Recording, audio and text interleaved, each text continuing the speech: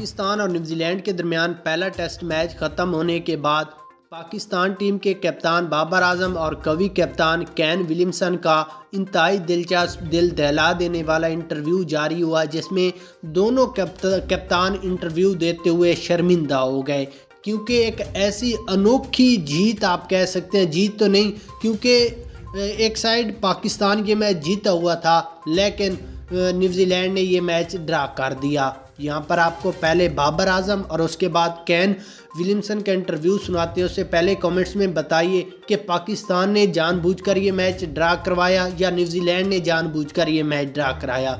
उसके बाद बाबर आजम का इंटरव्यू में कहना था कि हमने बहुत ज़्यादा कोशिश की कि ये मैच जीत सकें, लेकिन हमारे खिलाड़ियों ने इतनी अच्छी परफॉर्मेंस नहीं दिखाई जिसकी बदौलत हम ये मैच न जीत सके न हार सके। उसके बाद केन विलियमसन के इंटरव्यू में कहना था कि पाकिस्तान की ये खुद खुशकिस्मती है कि मैच ड्रा हो गया, वरना ये मैच हम जीता हुआ था और बस एक दो गलतियों की वजह से हम ये मैच ड्रा कर बैठे हैं। इंशाल्लाह मज़ीद हम आगे ये मैच ड्रा नहीं करेंगे बल्कि पाकिस्तान टीम को एक इबरतनाक शिकस्त देंगे।